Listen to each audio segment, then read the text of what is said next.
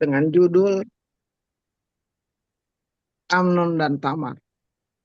Ayat 1, sesudah itu terjadilah yang berikut. Absalom bin Daud mempunyai seorang adik perempuan yang cantik namanya Tamar. Dan Amnon bin Daud jatuh cinta kepadanya. 2. Hati Amnon sangat tergoda sehingga ia jatuh sakit karena Tamar saudaranya itu. Sebab anak perempuan itu masih perawan dan menurut anggapan Amnon mustahil untuk melakukan sesuatu terhadap dia. 3. Amnon mempunyai seorang sahabat yang bernama Yonadab, anak Simea, kakak Daud. Yonadab itu seorang yang sangat cerdik. 4. Katanya kepada Amnon, hai anak raja, mengapa engkau demikian merana setiap pagi? Tidakkah lebih baik engkau memberitahukannya kepadaku? Kata Amnon kepadanya, aku cinta kepada Tamar, adik perempuan Absalom, saudaraku itu. Ayat 5, lalu berkatalah Yonadab kepadanya, berbaringlah di tempat tidurmu dan berbuat pura-pura sakit. Apabila ayahmu datang menengok engkau, maka haruslah engkau berkata kepadanya, izinkanlah adikku Tamar datang memberi aku makan. Apabila ia menyediakan makanan di depan mataku, sehingga aku dapat melihatnya, maka aku akan memakannya dari tangannya. Amin. Amin. Ayat 6. Sesudah itu berbaringlah Amnon dan berbuat pura-pura sakit. Ketika raja datang menengok dia, berkatalah Amnon kepada raja, izinkanlah adikku Tamar datang membuat barang 2 kue di depan mataku, supaya aku memakannya dari tangannya. Ayat 7. Lalu Daud menyuruh orang kepada Tamar ke rumahnya dengan pesan, pergilah ke rumah Amnon, kakakmu, dan sediakanlah makanan baginya. Ayat 8. Maka Tamar pergi ke rumah Amnon, kakaknya yang sedang berbaring-baring. Lalu naik perempuan itu lalu anak perempuan itu mengambil adonan, meremasnya dan membuat kue di depan matanya. Kemudian dibakarnya kue itu. Ayat 9. Kemudian sesudah itu gadis itu mengambil kuali dan mengeluarkan isinya di depan Amnon. Tetapi ia tidak mau makan. Berkatalah Amnon, suruhlah setiap orang keluar meninggalkan aku. Lalu keluarlah setiap orang meninggalkan dia. Ayat 10. Lalu berkatalah Amnon kepada Tamar, bawalah makanan itu ke dalam kamar, supaya aku memakannya dari tanganmu. Tamar mengambil kue yang disediakannya itu, lalu membawa kepada Amnon kakaknya ke dalam kamarnya. Amin. 2 Samuel 13 ayat 11 sampai 15, demikian bunyi firman Tuhan. Ketika gadis itu menghidangkannya kepadanya supaya ia makan, dipegangnyalah gadis itu dan berkata kepadanya, marilah tidur dengan aku, adikku. Ayat 12. Tapi gadis itu berkata kepadanya, tidak kakakku, jangan perkosa aku, sebab orang tidak berlaku seperti itu di Israel. Janganlah berbuat noda seperti itu. Ayat 13. Dan aku kemanakah kubawa kecemaranku, dan engkau akan dianggap sebagai orang yang bebal di Israel. Oleh sebab itu berbicaralah dengan raja, sebab ia tidak akan menolak memberikan aku kepadamu. Ayat 14. Tetapi Amnon tidak mau mendengarkan perkataannya, dan sebab ia lebih kuat daripadanya, diperkosanyalah dia, lalu tidur dengan dia. Ayat 15. Kemudian timbullah kebencian yang sangat besar pada Amnon terhadap gadis itu.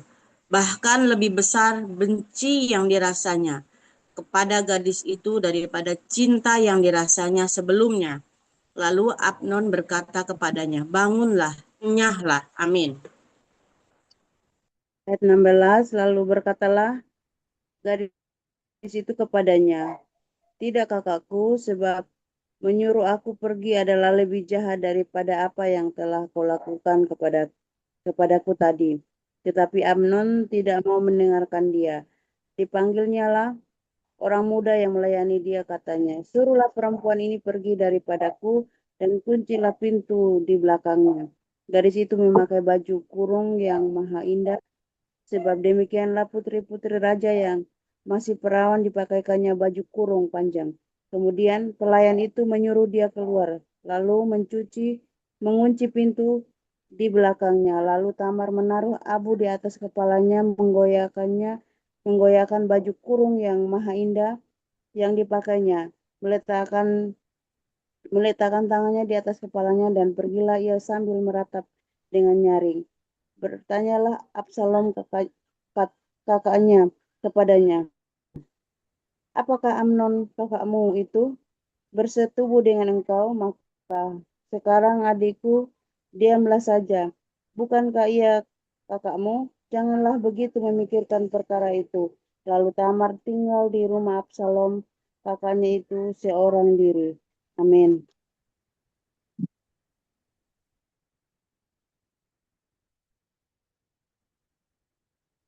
Bu Marina.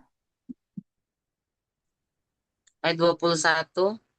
Ketika segala perkara itu didengar Raja Daud, sangat marahlah ia. Dan Absalom tidak berkata-kata dengan Amnon, baik tentang yang jahat maupun tentang yang baik. Tetapi Absalom membenci Amnon sebab ia telah memperkosa Tamar adiknya. Amnon dibunuh, Absalom melarikan diri. Sesudah lewat 2 tahun, Absalom mengadakan pengguntingan bulu domba di Baal Hazor, yang dekat kota Efraim. Lalu Absalom mengundang semua anak raja. Kemudian Absalom menghadap raja lalu berkata, hambamu ini mengadakan pengguntingan bulu domba. Kiranya raja dan pegawai-pegawainya ikut bersama-sama dengan hambamu ini. Tetapi raja berkata kepada Absalom, maaf anakku, jangan kami semua pergi, supaya kami jangan menyusahkan engkau. Lalu Absalom mendesak, tetapi raja tidak mau pergi. Ia hanya memberi restu kepadanya. Amin. Ayat 26. Kemudian berkatalah Absalom, kalau tidak, izinkanlah kakakku Amnon pergi beserta kami. Tetapi raja menjawabnya, apa gunanya ia pergi bersama-sama dengan engkau? Tetapi ketika Absalom mendesak, izinkanlah Amnon dan semua anak raja pergi beserta. 28. Lalu Absalom memerintahkan orang-orangnya demikian. Perhatikan, apabila hati Amnon menjadi gembira karena anggur, dan aku berkata kepadamu, paranglah Amnon, maka haruslah kamu membunuh dia. Jangan takut, bukankah aku yang memerintahkan padamu? Kuatkanlah hatimu dan tunjukkanlah dirimu sebagai orang yang gagah perkasa. 29. Orang-orang Allah memperlakukan Amnon seperti yang diperintahkan Absalom. Lalu bangunlah semua anak raja itu. Mereka menaiki bagalnya masing-masing dan melarikan diri. Ayat 30. Mereka masih di tengah jalan ketika kabar sampai kepada Daud demikian. Absalom telah membunuh semua raja, tidak ada seorang pun dari mereka yang les. Amin. 31. Lalu bangunlah raja. Lalu 31. Lalu bangunlah raja, dikoyakkannya pakaiannya dan berbaring di lantai, dan semua pegawainya yang hadir padanya mengoyakkan pakaian mereka. 32, 31. Lalu bangunlah raja, dikoyakkannya pakaiannya dan berbaring di lantai, dan semua pegawainya yang hadir padanya mengoyakkan pakaian mereka. 32. Maka berbicaralah Yonadab anak Simea kakak Daud, katanya, janganlah tuanku menyangka bahwa semua orang muda anak-anak raja itu telah dibunuh. Hanya Amnon yang mati, sebab hal itu telah terlihat pada air muka Absalom sejak Amnon memperkosa Tamar adiknya. 33. Jadi janganlah tuanku raja menaruh pikiran dalam hatinya bahwa semua anak raja itu sudah mati, sebab hanya Amnon yang mati. 34. Absalom melarikan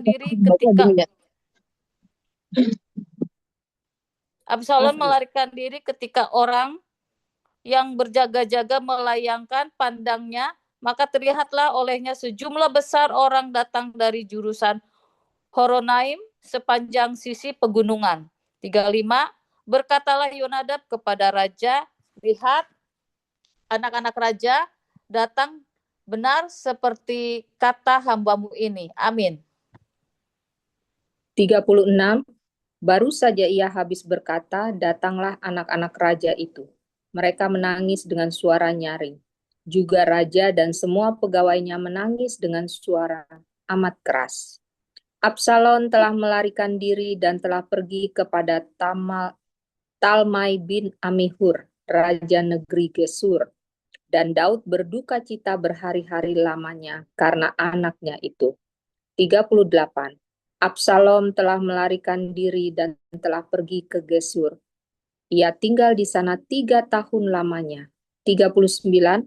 Lalu raja tidak lagi marah terhadap Absalom, sebab kesedihan hatinya karena kematian Amnon telah surut. 2 Samuel 14.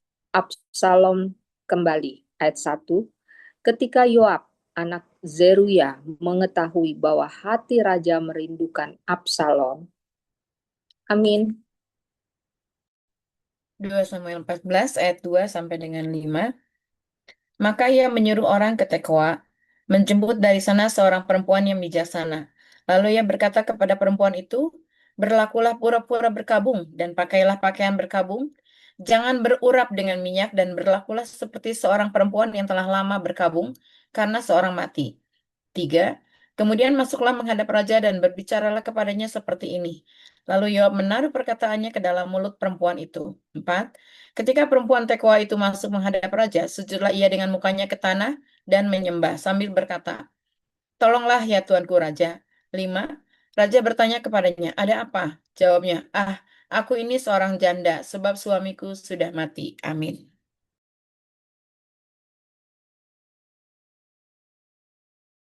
Bu Kristina di unmute. Oh iya. Ayat 6 ya. Hambamu ini mempunyai 2 orang anak laki-laki. Mereka berkelahi di padang, dan karena tidak ada yang memisahkan, maka yang satu memukul yang lain dan membunuh dia. 7. Dan sekarang seluruh kaum keluarga bangkit melawan hambamu ini, dan mereka berkata, serahkanlah orang yang membunuh saudaranya itu, supaya kami menghukum dia mati ganti nyawa saudaranya yang telah dibunuhnya itu, dan supaya kami memunahkan juga ahli waris itu. Mereka hendak memunahkan keturunanku yang masih tersisa itu dengan tidak meninggalkan nama atau keturunan bagi suamiku di muka bumi. 8. Lalu berbicara raja kepada perempuan itu, pulanglah ke rumahmu, mengenai engkau akan kuberi perintah. 9. Perempuan Tekoa itu berkata kepada raja, aku dan keluargaku akan menanggung kesalahan itu. Ya tuanku raja, tetapi raja dan tahtanya tak bersalah. Lanjut. Lanjut Bu sampai 10. Kurang 1. Ya. Lalu berkatalah raja, jika ada orang yang mengatakan apa-apa lagi terhadap engkau, bawalah orang itu menghadap aku. Maka ia akan mengusik engkau lagi. Maka ia tidak akan mengusik engkau lagi. Ayat 11. Kata perempuan itu, kiranya raja ingat kepada Tuhan Allahmu, supaya si penuntut tebusan darah jangan terlalu banyak menimbulkan kemusnahan, dan supaya mereka jangan memusnahkan anakku itu. Lalu berkatalah raja, demi Tuhan yang hidup, sehelai rambut pun dari kepala anakmu itu takkan jatuh ke bumi. 12. Kemudian berkatalah perempuan itu, izinkanlah hambamu ini berkata sepatah kata lagi kepada tuanku raja. Jawabnya, katakanlah. Berkatalah perempuan itu, mengapa raja merancang hal yang demikian terhadap umat Allah? Oleh karena tuanku mengucapkan perkataan ini, maka tuanku sendirilah yang bersalah dengan tidak mengizinkan pulang orang yang telah dibuangnya. Sebab kita pasti mati. Kita seperti air yang tercurah ke bumi, yang tidak terkumpulkan. Tetapi Allah tidak mengambil nyawa orang, melainkan ia merancang supaya seorang yang terbuang jangan tinggal terbuang daripadanya. 15. Maka sekarang aku datang mengatakan perkataan ini kepada tuanku raja, karena orang banyak itu telah menakut-nakuti aku. Sebab itu pikir hambamu ini, baiklah aku berbicara dahulu dengan raja. Mungkin raja mengabulkan permohonan hambanya ini. Amin. Bu Desi, Ayat 16, sebab raja akan mendengarkan aku dan akan melepaskan hambanya ini dari tangan orang yang hendak membebaskan aku dan melepaskan bersama dari milik kita aku. 17. Juga hambamu ini berpikir, perkataan tuanku raja tentulah akan menyenangkan hati, sebab seperti malaikat Allah. Demikianlah tuanku raja, yang dapat membeda-bedakan apa yang baik dan jahat, dan Tuhan Allahnya kiranya menyertai tuanku. 18. Lalu raja menjawab, katanya kepada perempuan itu, baiklah, jangan sembunyikan kepadaku apa yang hendak kutanyakan kepadaku. Kata perempuan itu, berkatalah kiranya tuanku raja. 19. Kemudian bertanyalah raja, adakah Yoab campur tangan dengan engkau dalam semua ini? Perempuan itu menjawab, demi hidupmu tuanku raja, tidaklah mungkin untuk menyimpang ke kanan atau ke kiri dari segala yang tuanku raja katakan. Sesungguhnya hambamu Yoab yang memerintahkan aku. Dialah yang menaruh ke dalam mulut hambamu segala perkataan ini. 20. Dengan maksud untuk mengabaikan itu, maka hambamu Yoab yang berkata, apakah tuanku bijaksana sama seperti malaikat Allah.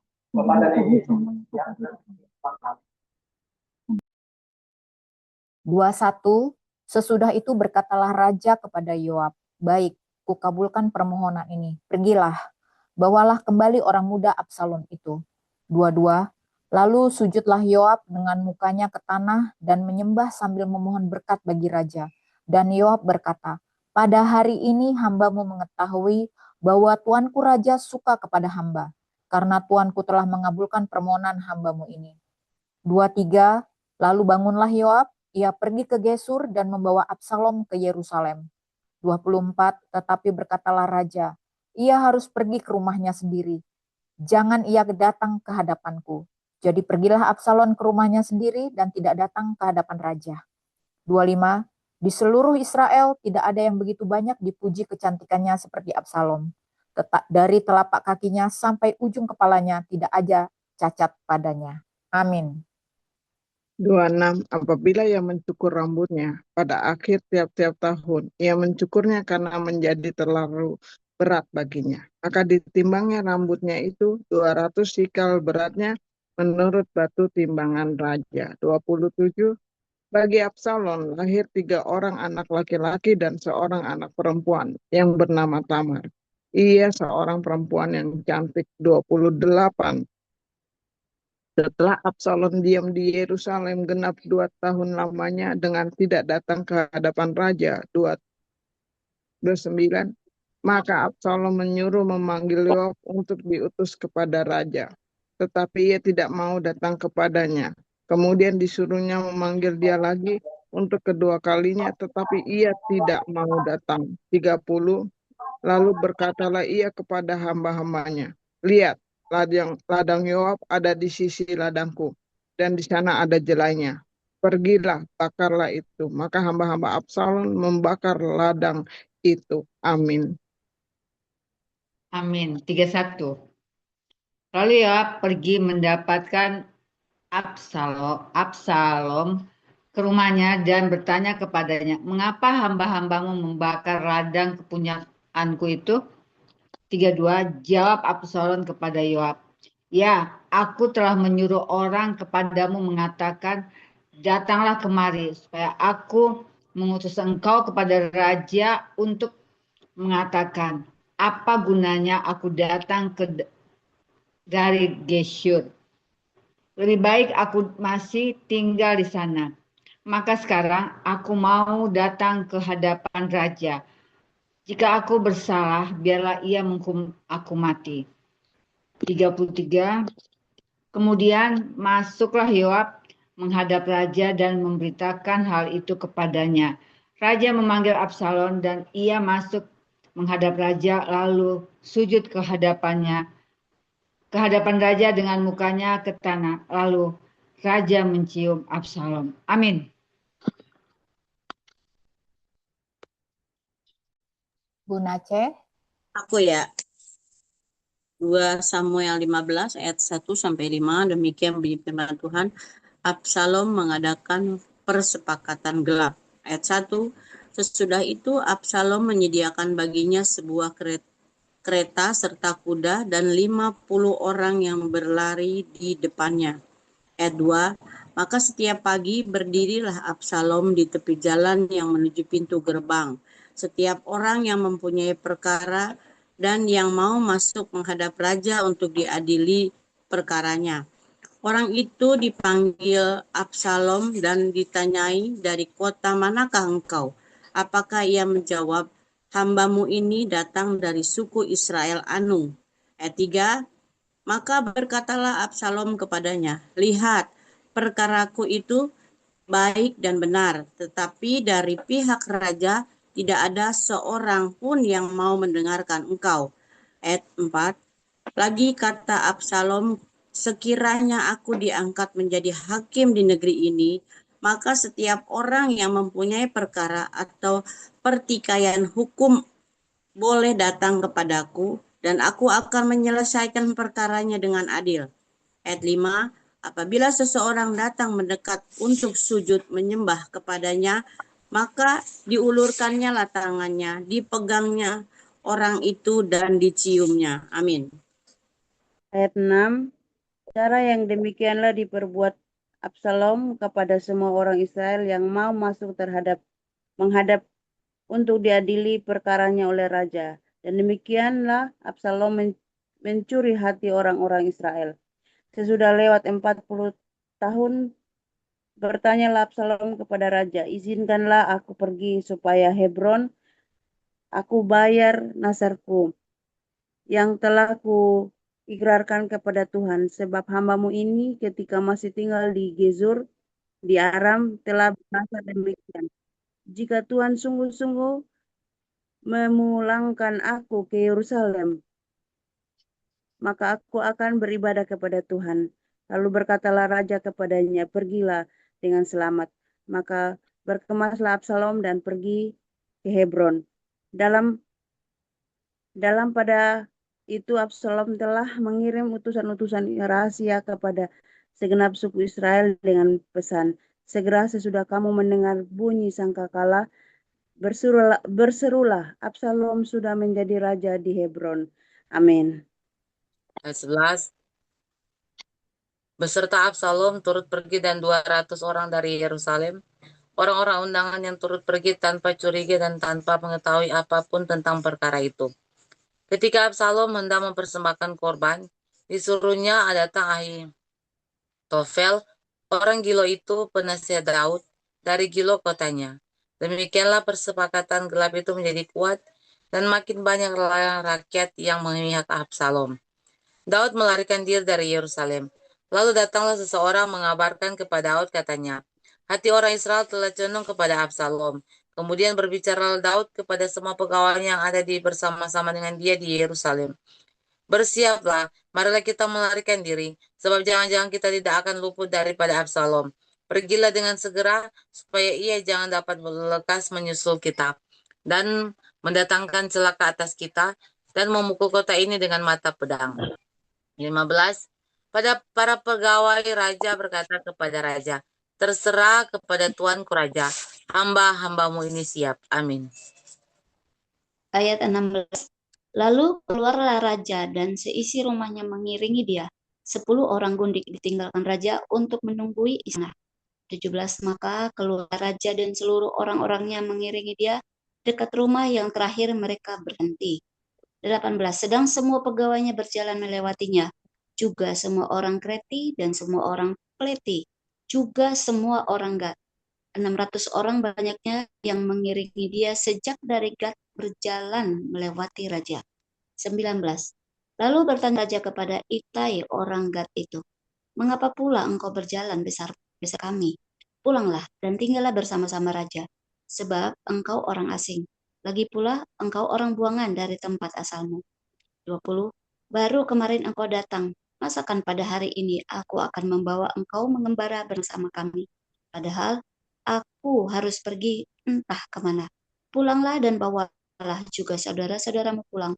Mudah-mudahan Tuhan menunjukkan kasih dan setia kepadamu. Amin. 21.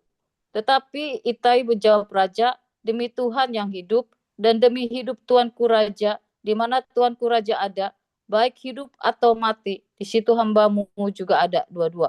Lalu berkatalah Daud kepada Itai, jika demikian berjalanlah lewat. Kemudian lewatlah Itai orang Gad itu bersama-sama dengan semua orangnya ya, dan semua anak yang menyertai dia. 23.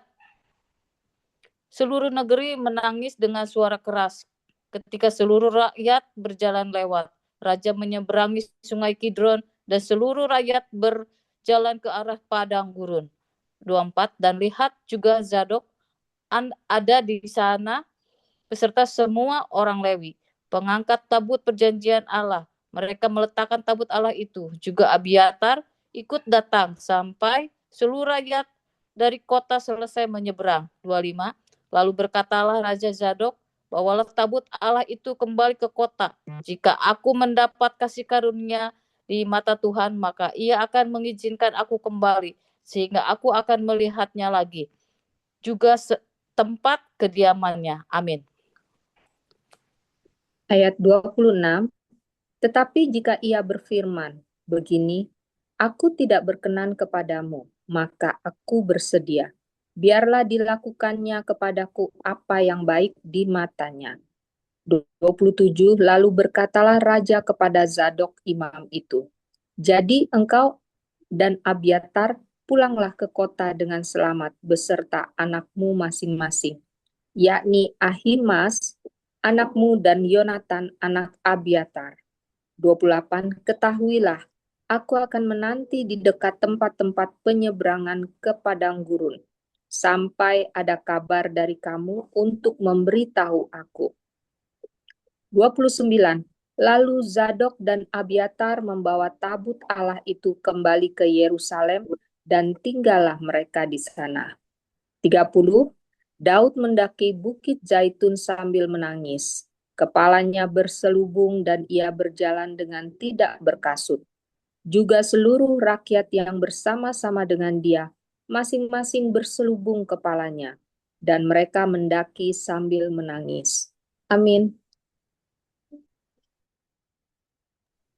Ayat 31, ketika kepada Daud dikabarkan demikian, Ahitofel ada di antara orang-orang yang bersepakat dengan Absalom, maka berkatalah Daud, gagalkanlah kiranya nasihat Ahitofel itu ya Tuhan. 32, ketika Daud sampai ke puncak ke tempat orang sujud menyembah kepada Allah, maka datanglah Husai orang Arki mendapatkan dia dengan jubah yang terkoyak dan dengan tanah di atas kepala. 33, berkatalah Daud kepadanya, jika engkau turut dengan aku, maka engkau menjadi beban kepadaku nanti. 34, tetapi jika engkau kembali ke kota dan berkata kepada Absalom, aku ini hambamu ya Raja, sebab dahulu aku hamba ayahmu, tetapi sekarang aku menjadi hambamu. Dengan demikian engkau dapat membatalkan nasihat Ahitofel demi aku. 35, bukankah Zadok dan Abiatar imam-imam itu ada bersama-sama engkau di sana? Jadi segala yang kau dengar dari dalam istana raja haruslah kau beritahukan kepada Zadok dan Abiatar, imam-imam itu. Amin. Tanggung Bu, 2 lagi. Oh, oke. 36, 37. Ingatlah di sana, oke 36 ya. Ingatlah di sana bersama-sama dengan mereka ada kedua anak mereka, Ahimaaz anak Zadok dan Yonatan anak Abiatar. Dengan perantaraan mereka haruslah kamu kirimkan kepadaku segala hal yang kamu dengar. Dan tibalah Husai sahabat Daud di Yerusalem tepat pada waktu Absalom masuk ke kota itu. Amin. Baik Ibu-Ibu, kita pindah ke Efesus 3. Silakan.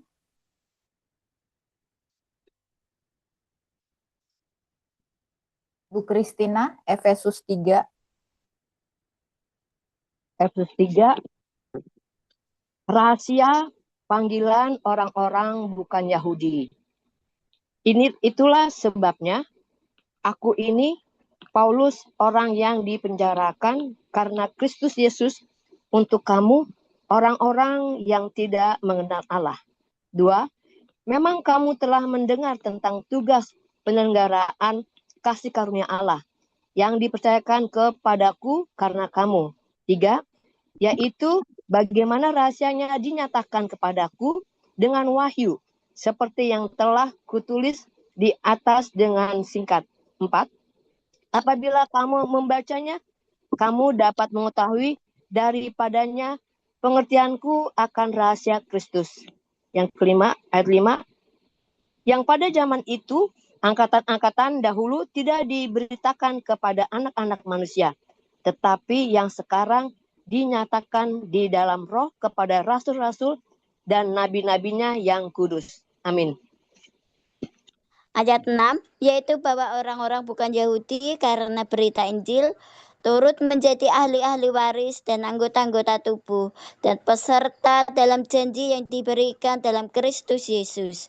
7, dari Injil itu aku telah menjadi pelayannya menurut pemberian kasih karunia Allah yang dianugerahkan kepadaku sesuai dengan pengerjaan kuasa ya. 8, kepadaku yang paling hina di antara segala orang kudus telah dianugerahkan kasih karunia ini untuk memberitakan kepada orang-orang bukan Yahudi kekayaan Kristus yang tidak terduga itu. 9, dan untuk menyatakan apa isinya tugas penyelenggaraan rahasia yang telah berabad-abad tersembunyi dalam Allah yang menciptakan segala sesuatu. 10, supaya sekarang oleh jemaat diberitahukan berbagai ragam hikmat Allah kepada pemerintah-pemerintah dan penguasa-penguasa di surga. Amin.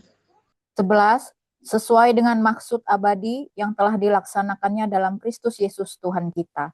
12. Di dalam Dia kita beroleh keberanian dan jalan masuk kepada Allah dengan penuh kepercayaan oleh iman kita kepadanya. 13. Sebab itu aku minta kepadamu supaya kamu jangan tawar hati melihat kesesakanku karena kamu. Karena kesesakanku itu adalah kemuliaanmu.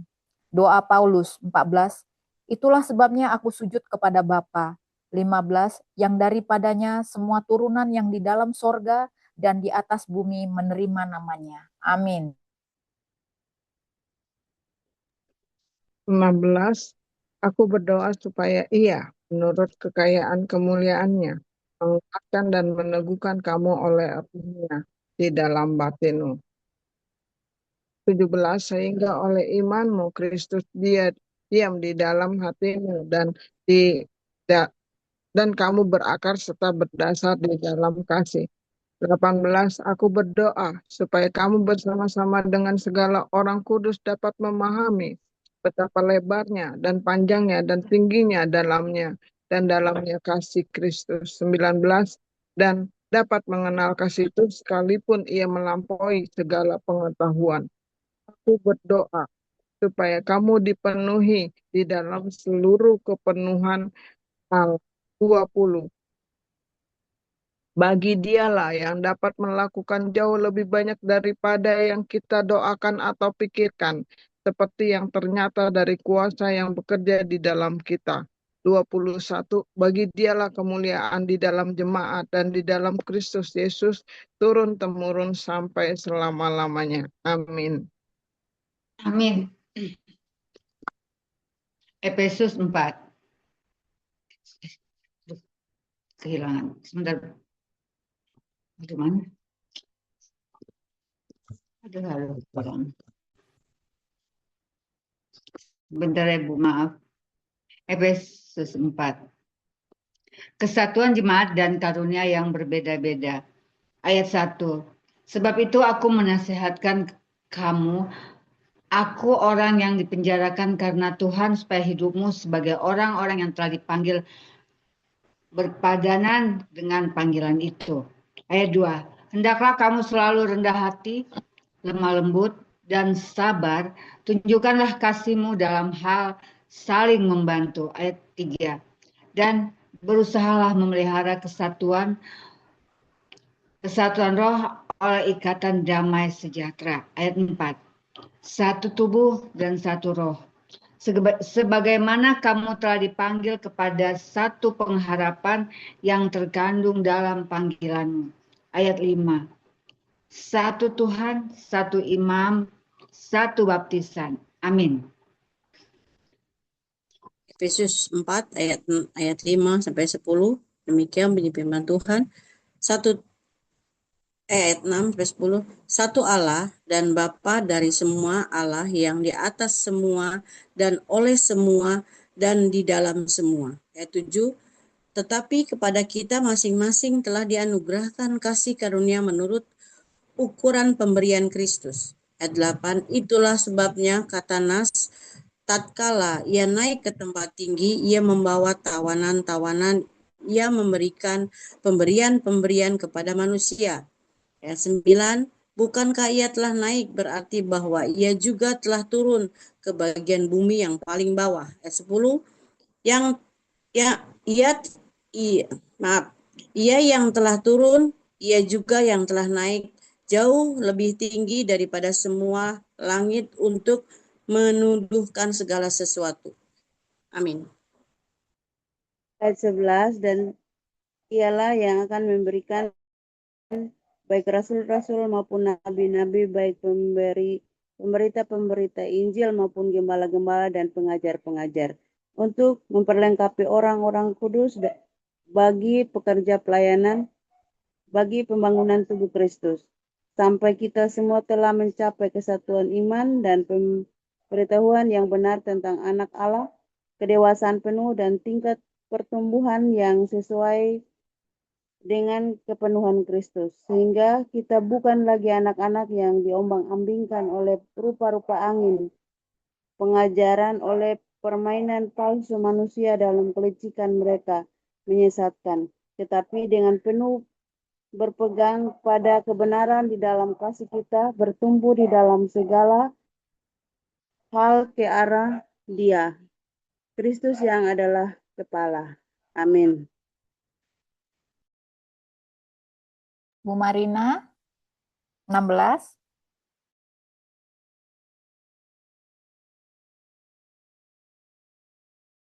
Bu Marina, di-unmute kalau mau ikut baca. Lanjut ya, Bu Dewi. Oke. Bu Dewi, ya, 16. Ayat 16.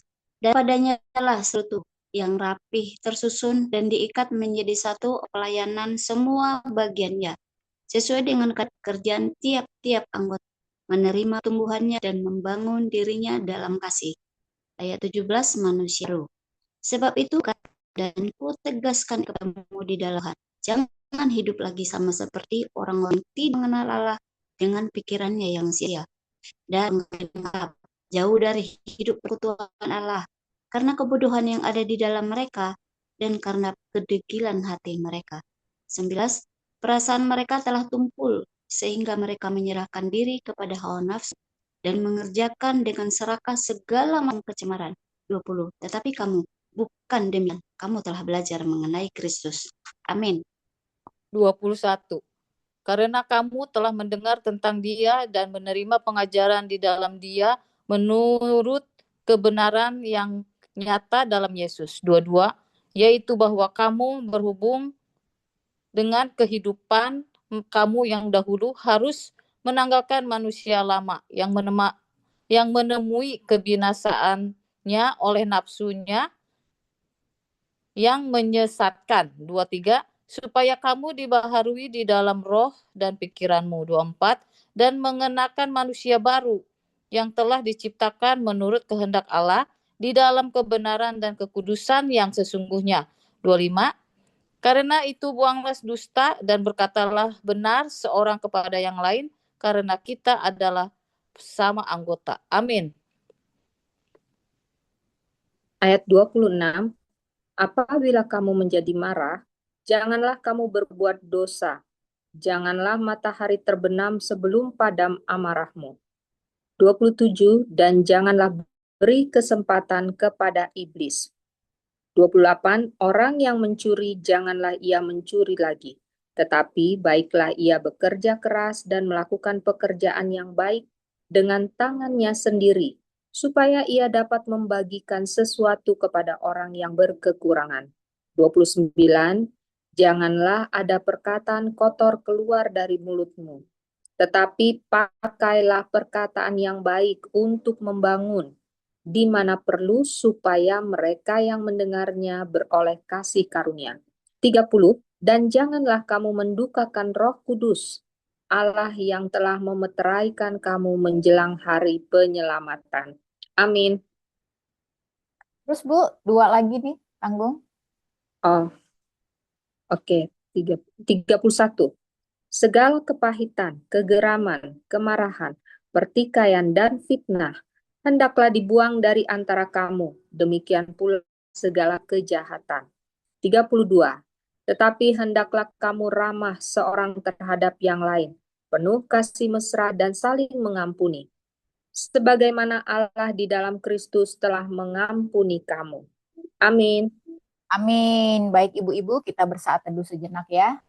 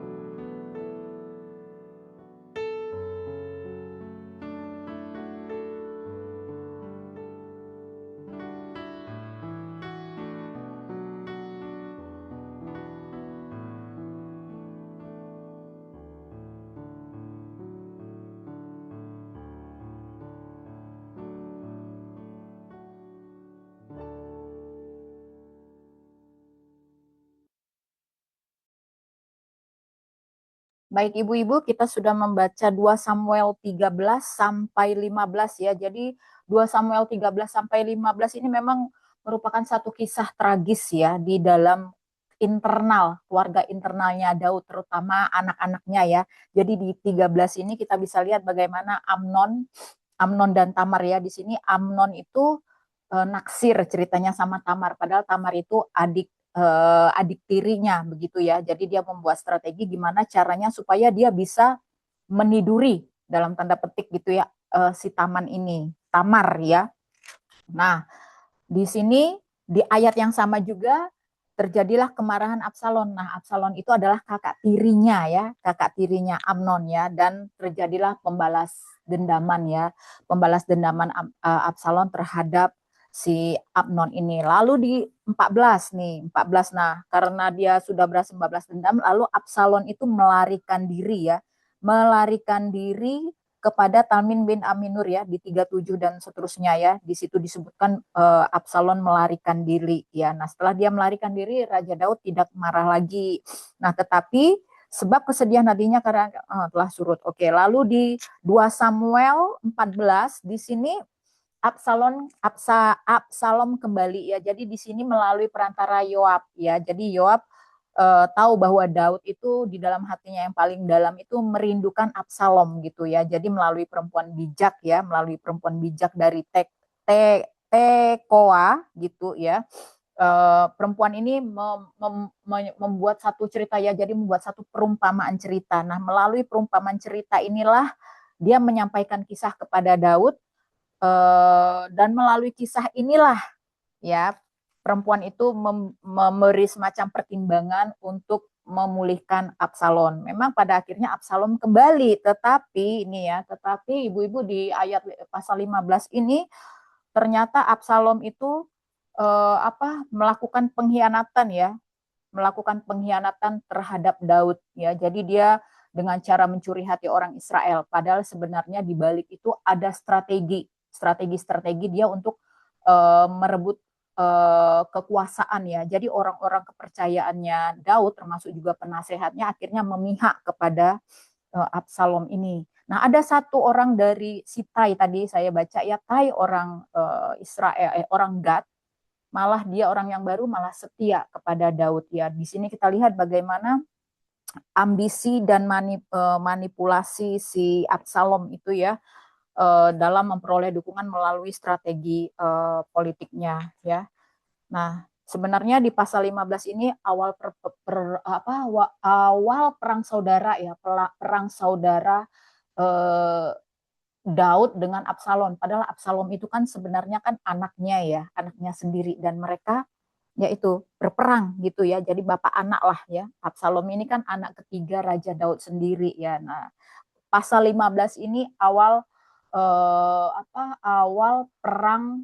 perang saudara dimulai. Lalu kita pindah ke Efesus. Nah, Efesus ini bagus nih ya. Efesus tadi saya baca Efesus 3 ini mengenai rahasia Kristus dinyatakan. Kita bisa baca sendiri ya, karena ini kita bisa pahami kata-katanya ya, mulai dari ayat 6 dan seterusnya. Ini luar biasa. Lalu di pasal Efesus 4 ini juga luar biasa ya, mengenai kesatuan jemaat ya.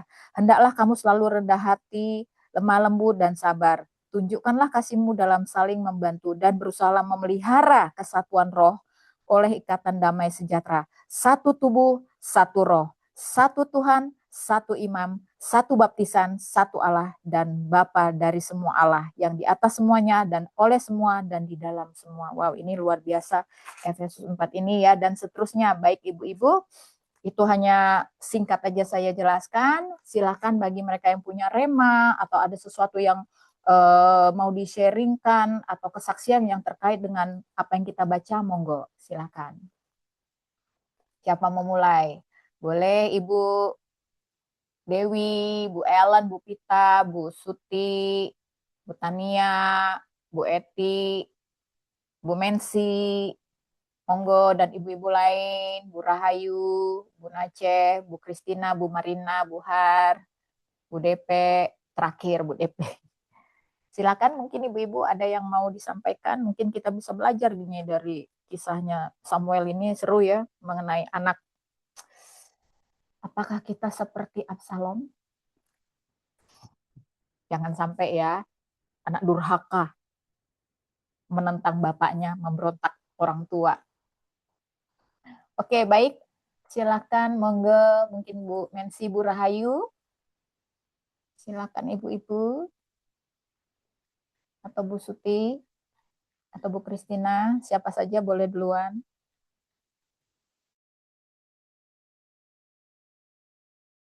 Kita di-unmute, Bu. Oke, Bu, saya coba di Efesus ya, Bu ya. Di Efesus 3 ayat 13. Sebab itu aku minta kepadamu supaya kamu jangan tawar hati melihat kesaksianku, karena kamu supaya kamu jangan tawar hati melihat kesesakanku karena kesesakanku itu adalah kemuliaanmu. Di sini Paulus menulis surat ini kan Bu, ketika Paulus itu lagi di penjara di Roma Bu ya, di penjara di Roma. Jadi ketika Paulus di penjara di Roma ini, dia mengatakan gini, sebab itu aku minta kepadamu supaya kamu jangan tawar hati. Dia mengatakan kepada orang di Efesus ini Bu ya, bahwa dia berkata itu untuk orang bukan Yahudi. Bukan Yahudi, dia menggambarkan Injil sehingga di dalam dia mengabarkan Injil bisa enggak ada sebentar. Dia itu di sini dikatakan bahwa jemaat itu beranggapan bahwa Paulus ini sudah gagal kali menggambarkan berita Injil.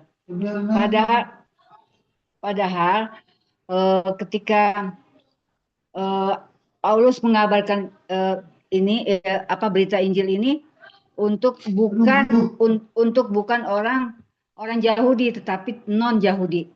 Sehingga inilah cara Tuhan membuka jalan bagi bukan Yahudi menyampaikan kabar.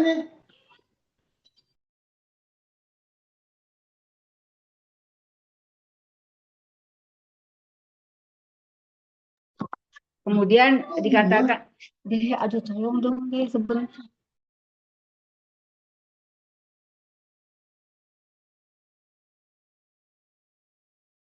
Maaf Bu, ada tamu kebetulan. Jadi di sinilah Tuhan membuka jalan kepada non Yahudi dengan dikorbankanlah Paulus ini di dalam kesesakan, sehingga dia berkata, karena kesesakanku, karena kamu, karena kesesakan itu adalah kemuliaanmu. Jadi sebenarnya Tuhan itu membuat Paulus ini menderita adalah untuk dapat membuka jalan bagi non-Yahudi untuk mendengarkan berita Injil itu Bu, sehingga orang non-Yahudi ini mendengarkan dan mendapatkan keselamatan, mendengarkan berita keselamatan itu bagi mereka non-Yahudi, bagi mereka yang percaya, sehingga Tuhan memberi jalan keselamatan bagi mereka. Sehingga sebenarnya apapun yang dilakukan Paulus ini adalah menjadi kemuliaan bagi orang non-Yahudi. Demikian Bu.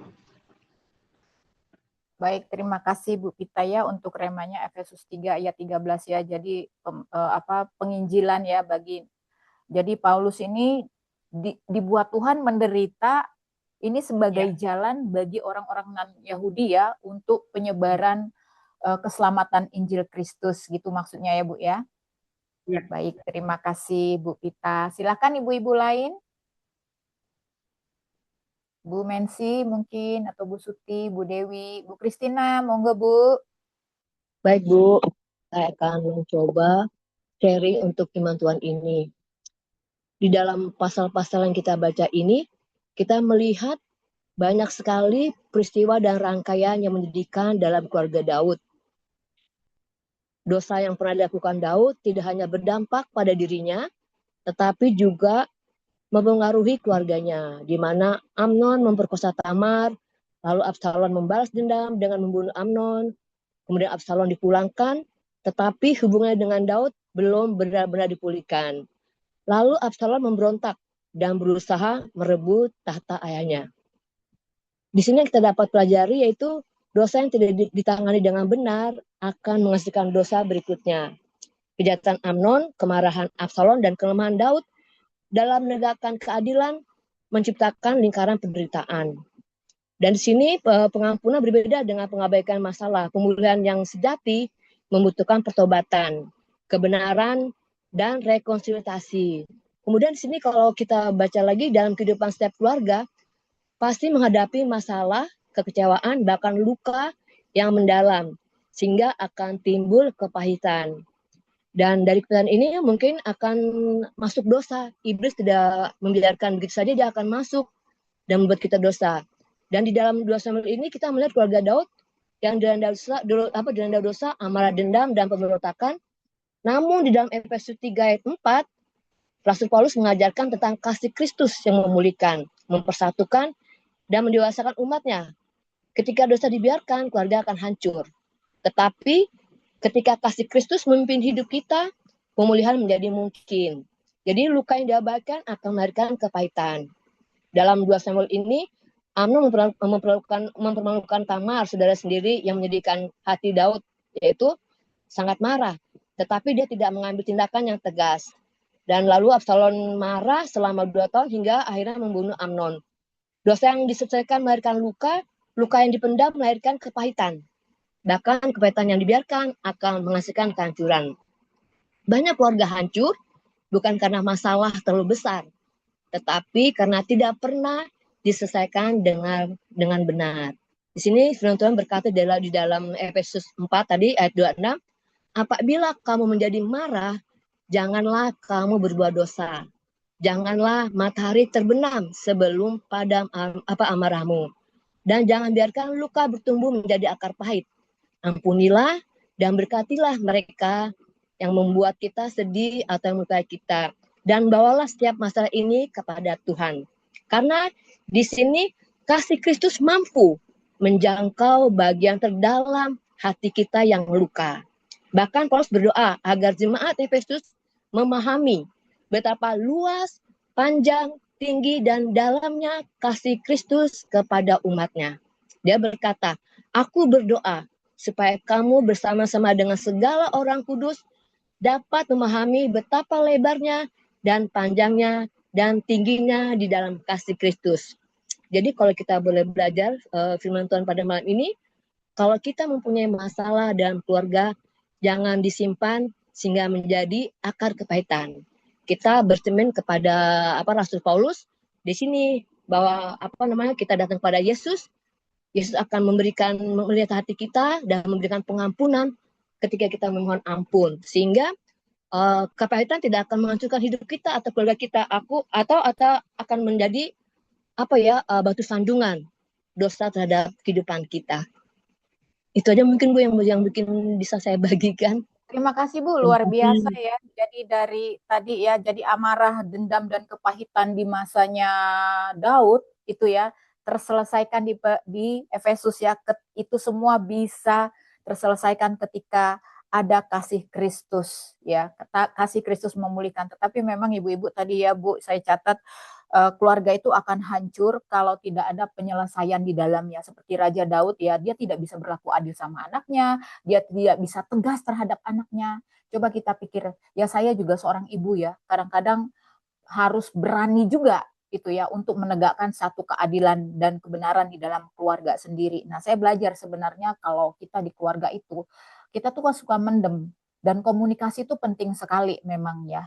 Penting sekali untuk menyelesaikan masalah. Saya juga belajar di situ. Kalau suami saya agak diem orangnya untuk menyelesaikan masalah, saya biasanya yang sekarang belajar untuk masalah ini harus selesai, tapi memang tidak mengikuti emosi dulu. Biasanya emosinya diredam dulu, nanti besok harinya menyampaikan apa yang tidak benar, lalu bagaimana seharusnya menghadapi satu masalah gitu ya. Jadi saya belajar begitu terhadap suami saya. Jadi nggak ngikutin emosi pada saat itu emosi. Seperti yang saya pernah bilang ya ibu-ibu ya soal duit DP. Di sini mungkin ada yang pernah dengar itu ya. Nah di situ saya menunggu dulu. Besoknya baru saya komunikasi ya. Harus benar-benar diselesaikan. Kalau enggak itu nggak enak di dalam hati. Ya seperti tadi dibilang akan ada kepahitan ya, jangan sampai kepahitan itu kemudian menjadi celah bagi kita atas dosa-dosa yang lain ya. Jadi jangan sampai kepahitan diam di dalam kita, karena itu akar untuk dosa-dosa yang lain. Terima kasih Bu Christina. Silakan Ibu yang lain yang mau berbagi. Bu Mensi, Bu Dewi, ya Bu Suti, silahkan. Kasih Bu Doli. Saya dapat di Efesus 4 ayat 2, 3. Hendaklah kamu selalu rendah hati, lemah lembut, dan sabar. Tunjukkanlah kasihmu dalam hal saling membantu. 3. Dan berusahalah memelihara kesatuan roh dan oleh ikatan damai sejahtera. Tuhan mengingatkan saya seperti yang Tuhan ingini. Apa sih yang Tuhan mau dari saya? Selalu diingatkan perintah-perintahnya. Menghadapi orang, walaupun terus terang ya Bu, mereka kan nggak tahu kalau saya difitnah. Mereka taunya terima berita dari orang bulat-bulat telan gitu kan. Tapi kita kan di dalam Tuhan kan Tuhan ajarin. Mereka kan belum kenal aku. Mereka kan nggak tahu. Kamu yang udah kenal ya kamu yang harusnya nih dong. Gunakan ininya, hikmatnya. Jadi ya udah saya mengalah Tuhan. Demi untuk apa? Taat kepada Engkau. Jadi kalau saya diingatkan lagi kejadian dulu Bu di rumah lama. Tuhan pernah bilang sama saya, kamu tuh harus ngalah. Kenapa? Dia kalau terus dipanas-panasin kamu sebagai kompor, dia kasihan loh, dia berdosa dan dia tidak mengenal aku, Bu. Dia bilang gitu Tuhan. Iya ya, benar juga ya Tuhan. Iya, jadi biarpun kamu nggak salah, kamu dihajar terus sama dia, diserang terus sama dia, kamu yang harus punya maaf untuk dia. Segunung besar apapun itu harus kamu punya. Jangan dilawan, jadi jangan kamu jadi penyebab dia berdosa. Tuhan pernah bilang gitu sama saya, Bu. Terus dan kamu nanti kalau pindah, udah kamu minta maaf aja sama dia. Kenapa? Itu tidak akan membuat kamu malu kok. Mungkin buat orang manusia di dunia pikirannya lain. Tapi kalau buat aku, kata Tuhan, itu yang terbaik buat kamu anak-anakku. Jadi ikutinlah apa perintah aku. Ikutinlah apa yang aku inginkan darimu. Seperti tadi sebelum kita mulai, saya dapat rezeki, saya bilang sama Bu Joli saya dapat duit, nggak tahu dari mana. Katanya saya lihat dari kakak saya. Tuhan, saya itu siapa? Bisa hari ini dapat uang segitu banyak. Saya kan biasa-biasa aja Tuhan. Memang tadi waktu lagi kita baca, Tuhan bilang gini, ingat nggak, kamu kan minta angka segitu waktu dulu. Kamu ingat nggak, kamu kan minta angka segitu sebagai berkat dari aku ke kamu. Masih ingat nggak? Oh iya ya Tuhan, saya bilang gitu. Tuhan jawab hari ini, Tuhan kasih saya hari ini, tapi siapa saya Tuhan sampai saya dikasih segitu banyaknya. Saya kan masih begitulah. Kalau kata saya masih biasa aja Tuhan, masih belum apa ya namanya, bukannya saya tidak bersyukur ya, tapi kan saya masih belum dekat banget. Saya masih harus belajar terus, saya harus rajin baca kitab suci. Tapi siapa sih saya kok saya bisa dapat segitu baiknya dari Tuhan? Siapa saya Tuhan? Saya bilang gitu. Tadi kakak saya baru bilang, udah simpen aja uangnya buat jaga-jaga gitu kan. Ya, maksudnya gimana ya, kaget kan. Baru selesai mandi, mau buka link Zoom buat kita baca hari ini, ditulis dapat notifikasi, dapat uang masuk gitu kan dari ini. Wah, Tuhan siapa saya gitu loh. Tapi dengan Tuhan bilang kamu harus selalu rendah hati, lemah lembut, sabar, dan saya pikir saya juga harus lebih banyak introspeksi karena saya yang mengenal Tuhan, yang kita hadapin banyak yang tidak mengenal Tuhan. Apapun yang mereka lakukan ke saya nggak marah.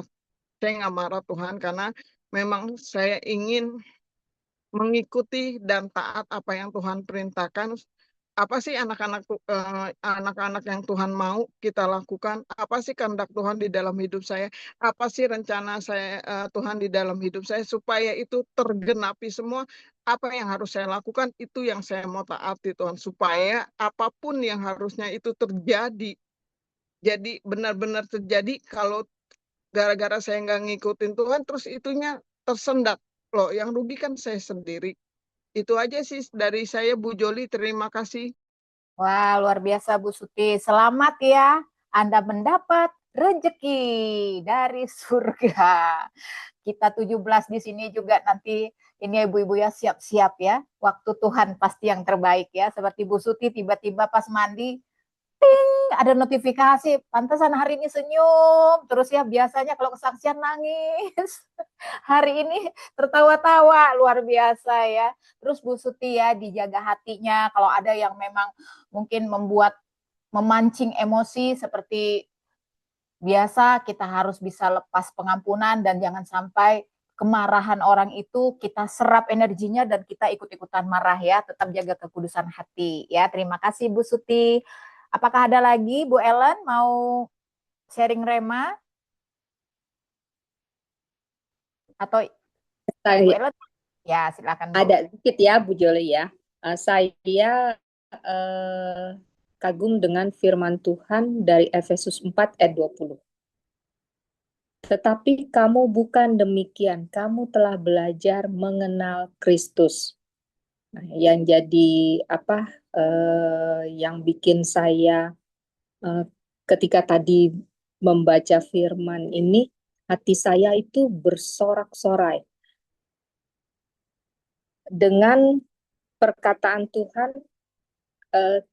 Kamu telah perkataan Paulus, kamu telah belajar mengenal Kristus. Terus tadi selama saya mendengar apa yang didapat ibu-ibu yang lain gitu, hati saya itu berkata, Ellen, kamu mengenal aku dan aku sedang mengubah kamu, gitu. Dan terus Tuhan beri ya sebenarnya ini selama seminggu, 2 minggu ya, 2 minggu itu saya ada saudara jauh ya, itu. Jadi itu saudara dari suami saya, keluarga suami saya, dia punya anak, mereka Muslim ya, punya anaknya itu sudah berkeluarga, sudah punya anak, bekerja, tapi di dalam bekerja itu pada jam-jam tertentu dia hang gitu. Jadi dia seringkali ketika dia lagi presentasi tiba-tiba hang. Nah, waktu hang itu dia sering berlaku seperti sedang menggendong anak kecil, bayi, atau loncat-loncat lagi main dengan anak kecil gitu. Nah, itu mamahnya itu cerita ke saya, dia bilang, Mbak Ellen, aku minta tolong dong, gimana supaya anak saya itu sembuh. Nah, awalnya ketika saya di telepon tentang itu, saya tuh nggak tergerak gitu ya.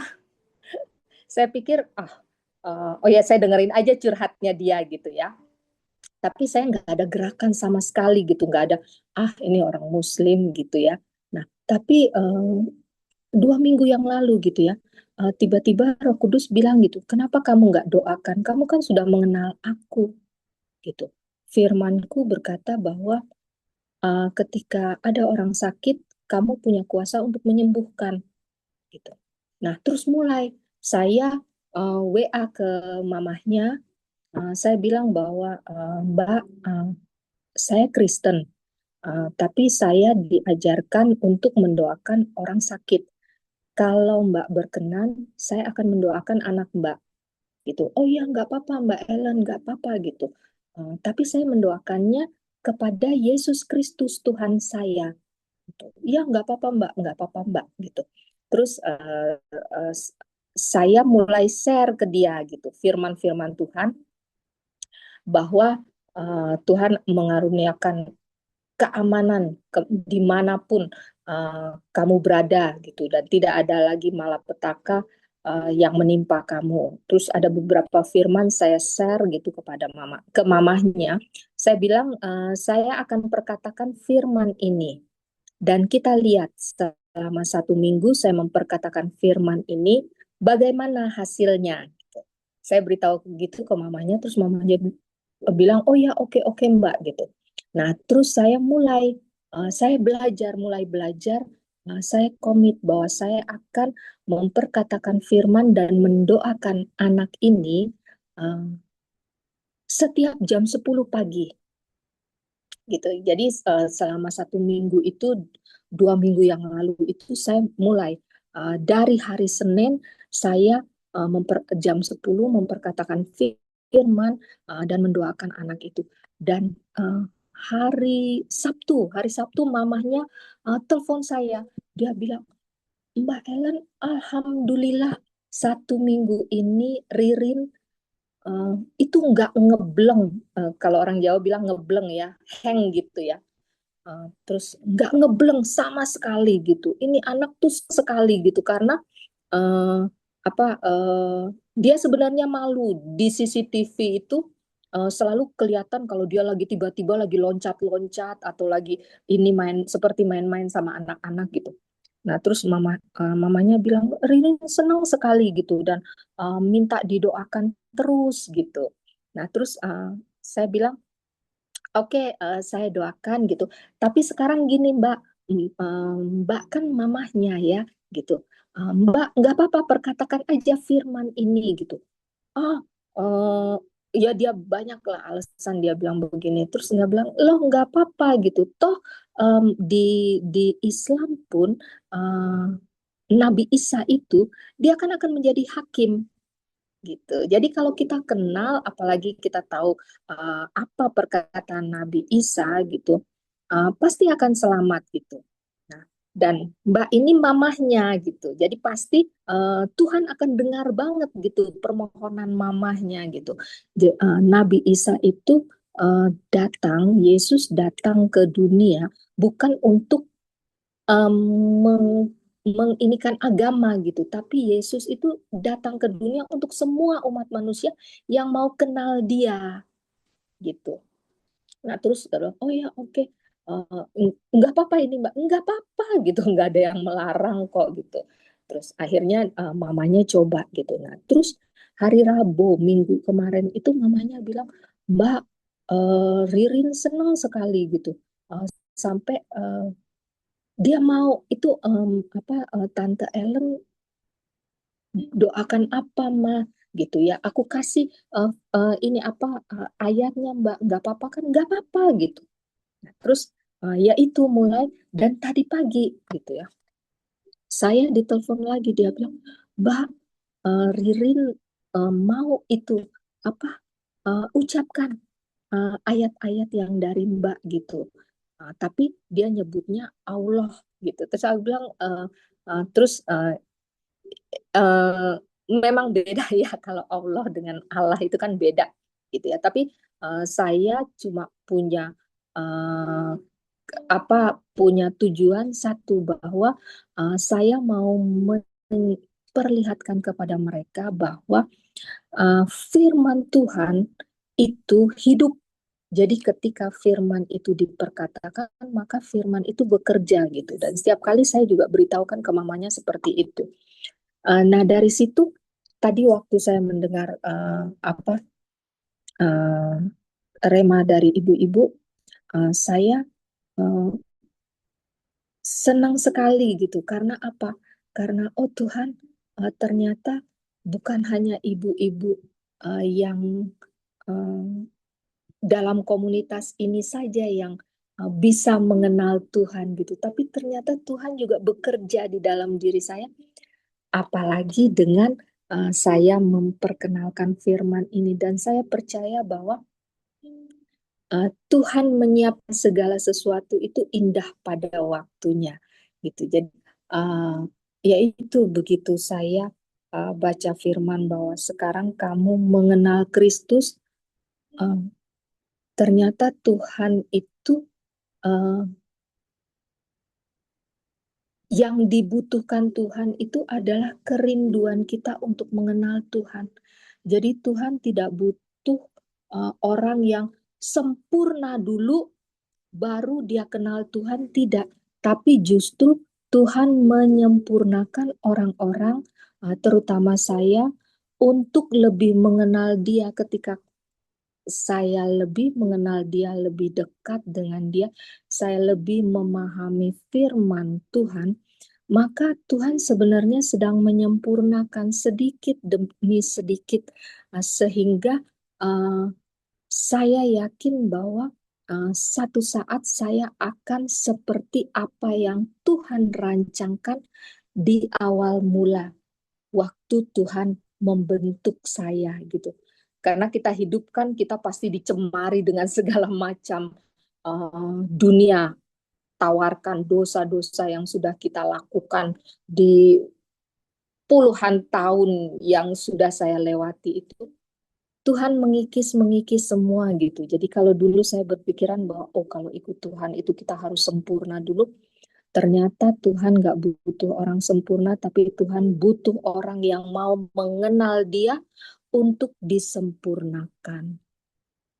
Itu yang saya dapatkan malam hari ini. Terima kasih, Tuhan Luar berkati. biasa Bu Ellen ya. Semua kita sama Bu Ellen.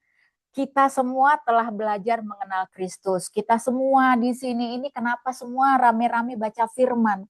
Karena kita memang rindu untuk mengenal Tuhan. Kita punya rasa haus dan lapar yang sama akan Tuhan. Dan kita juga seperti difirmankan di firman ini, jangan sampai kita tersesat ya di sini ya. Sehingga kita bukan lagi anak-anak yang diombang-ambingkan oleh rupa-rupa angin pengajaran, oleh permainan palsu manusia, dan kelicikan mereka yang menyesatkan. Oleh karena itu kita kembali ke firman, ya kerinduan kita untuk mengenal Tuhan yang benar gitu, seperti apa kebenarannya, yaitu ada di firman itu ya. Kita semua di sini sama. Coba di sini siapa yang sempurna? Tidak ada. Kita ingin diperbaharui manusia batinnya dari waktu ke waktu gitu ya. Sehingga kita pun pada akhirnya tanpa kita sadari gitu ya, kita mengerti kehendak Tuhan di dalam diri kita itu apa. Kan selama ini kita kan cari Tuhan, apa sih kehendakmu di dalam diriku gitu ya. Nah, dengan berjalannya waktu, dengan kita menyelami firman Tuhan, akhirnya Tuhan kasih kepekaan sendiri. Dia kasih kita jawaban sendiri apa yang Tuhan inginkan dari diri kita. Terima kasih Bu ya, Bu Helen ya, Bu Ellen. Ini semua adalah perasaan yang sama ya. Apa yang Ibu Ellen utarakan itu adalah semuanya sama kita rasakan ya. Kita tidak ada yang sempurna, oleh karena itu kita semua di sini bersatu ya. Sama-sama ya rindu, haus dan lapar akan Tuhan. Thank you Bu Ellen. Baik, mungkin Bu DP bisa memberi seperti biasa summary terakhir dan nanti minta tolong Ibu Mensit doa tutup dan minta bantuan juga sekalian mendoakan orang tua daripada Ibu Desi ya yang tadi dikatakan di chat. Silahkan Bu Dede. Sebentar Bu, ini saya ngecas dulu ya. Habis ternyata baterainya. Bu, saya juga yang bertanggung doakan Bu. Saya Tulis di chat Bu, tulis di chat Bu. Nanti nanti Bu Menci biar bisa baca sambil kita dengar Ibu DP ya. Di chat ya Bu Kristina ya. Baik-baik. Silakan Bu DP. Oke, selamat malam semuanya. Sorry saya off cam. Ini tadi barusan mati lampu, jadi agak putus-putus nih, makanya saya off cam. Saya terberkati kesaksian ibu-ibu tadi. Jadi kalau saya liatin, memang sebenarnya ya kita memang harus melakukan hal seperti itu sih. Cuma kadang-kadang kita ngeh atau tidak ngeh gitu kan. Yang saya mesti tambahin sedikit dari kesaksian Bu Ellen. Itu nyambung sih ke Efesus 3 ayat 12. Kalau misalnya tadi lihat ya. Dalam Tuhan memang kita punya keberanian. Meskipun yang kita hadapi orang Muslim. Nah, memang seharusnya kita pergi memberitakan Injil itu seperti halnya yang Bu Ellen lakukan. Tidak langsung ngomong Injil, tapi melakukan segala sesuatu yang memang harus dikerjakan karena istilahnya Tuhan sudah membukakan cara, Tuhan sudah membukakan jalan gitu. Nah, ketika kita datang dengan penuh keberanian, kita masuk juga dengan penuh keberanian dan kita juga punya iman. Iman kita lah nanti yang akan menjadikan orang tersebut itu akhirnya dimenangkan. Mungkin menang apa namanya dimenangkannya tidak harus sekarang gitu kan, bagian kita menabur. Nah, firman Tuhan sendiri mengatakan Apolos menabur, Paulus menanam dan seterusnya, tetapi pertumbuhan itu semuanya berasal dari Tuhan. Jadi kalau misalnya Bu Ellen sekarang menabur it's okay. Pertumbuhannya dari mana? Tuhan sendiri yang memberikan pertumbuhan. Bertobatnya di mana? Ya mungkin ada orang lain dan pasti dia akan mengingat dulu Bu Ellen pernah membagikan ini. Jadi saya ngelihat begitu, iya ya, memang itu bagian kita yang harus kita lakukan. Saya mau cross check dengan yang di 2 Samuel 13 sampai 15. Tadi Ibu Christina juga bilang ya, Ibu Christina bilang bahwa ini tuh sebenarnya apa yang terjadi pada Daud, keluarga Daud. Kalau kita baca sekilas sepertinya ya memang begitu, kronologinya memang begitu. Tapi kalau kita lihat ke kehidupan kita masing-masing, ini tuh sebenarnya nggak jauh dari kehidupan manusia pada saat ini. Ketika ada masalah dan masalah itu tidak dibereskan, yang tadi Bu Kristina bilang, itu maka akan tertumpuk dan terjadi akumulasi masalah. Dan endingnya biasanya itu akan lebih fatal. Satu, di sini dikatakan, keinginan si Amnon untuk memiliki Tamar. Padahal kan itu kalau dilihat mereka tuh saudara, satu bapak. Jadi kalau misalnya di Chinese, di Batak, saudara satu bapak tuh punya marga yang sama kan. Nah, tapi keinginan Amnon ini akhirnya didengar oleh sahabatnya dan sahabatnya ngebiusnya dengan kata-kata yang negatif. Kita lihat di sini sahabatnya itu memberikan inputan negatif sehingga akhirnya itu didengar. Nah, waspada dalam diri kita masing-masing ketika kita mendengar salah satu pihak atau ketika kita curhat kepada seseorang dan seseorang itu akhirnya memberikan masukan yang sepertinya benar, tapi itu tidak sesuai dengan firman Tuhan. Nah, si Yonadab ini ngomong, ya udah kalau kayak gitu, sok ya, kamu bikin begini-begini, skenario dia buat. Dan kalau misalnya kita saksikan sekarang, itu tuh nggak benar sama sekali. Nggak ada kebenaran di dalamnya. Ini saya hanya mikir, kita tuh kadang-kadang suka curhat. Sesama ibu-ibu apalagi suka curhat di tempat kerja. Nah, ketika kita curhat, kita harus lihat siapa teman curhat kita. Apakah teman curhat kita itu memberikan masukan yang positif, ataukah teman curhat kita itu malah akhirnya membuat kita tuh jadi semakin panas, dikomporin kan, kalau tadi ada yang ngomong dikomporin lagi gitu kan, semakin meledak lah kita, semakin jatuh ke dalam lubang yang salah lah kita, karena dosa itu sebenarnya pelanggarannya tuh kecil banget gitu. Jadi intinya ini tuh hal ini tuh harusnya bisa ditiadakan gitu. Tapi kenapa harus dimunculkan dalam firman Tuhan? Karena untuk membuat kita tuh semakin sensitif lagi dalam segala sesuatu berkaitan dengan perasaan kita. Terus permasalahan keluarga Daud itu bukan hanya di situ. Kan akhirnya muncul tuh selama 2 tahun Absalom itu nyimpen dendam. Ya kita tahu ya kalau misalnya kita menyimpan segala sesuatu dalam hati, itu akan menimbulkan penyakit. Yang paling parahnya lagi penyakitnya itu ke liver. Nah ini Absalom nyimpan selama 2 tahun, dia buat satu rekayasa lagi.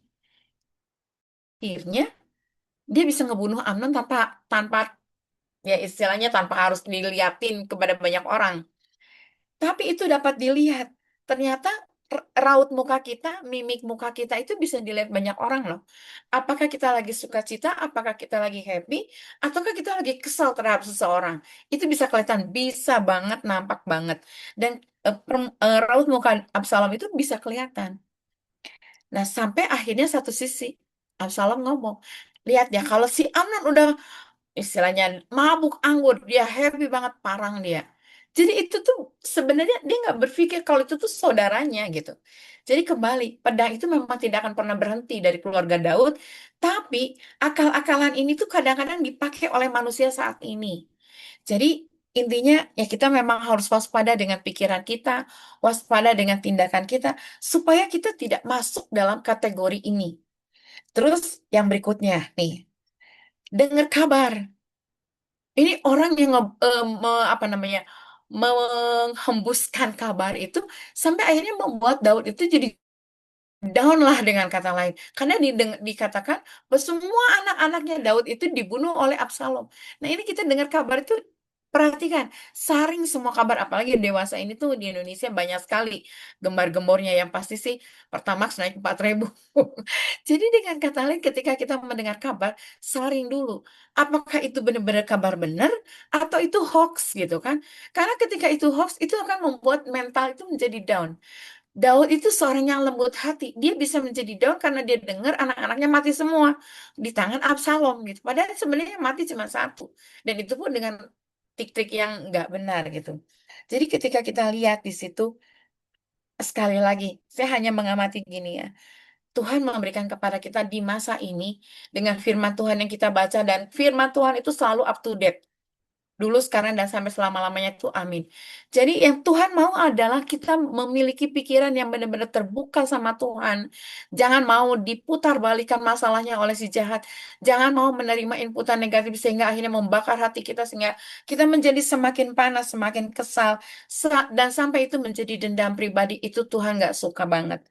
Terus dikatakan di sini yang luar biasa dari Absalom. Akhirnya Absalom kan melakukan tipu daya begitu dan dia lari dari tanggung jawab, ya, bukan lari dari kenyataan, lari dari tanggung jawab. Nah ketika lari dari tanggung jawab, di situ hitungannya waktunya 3 tahun.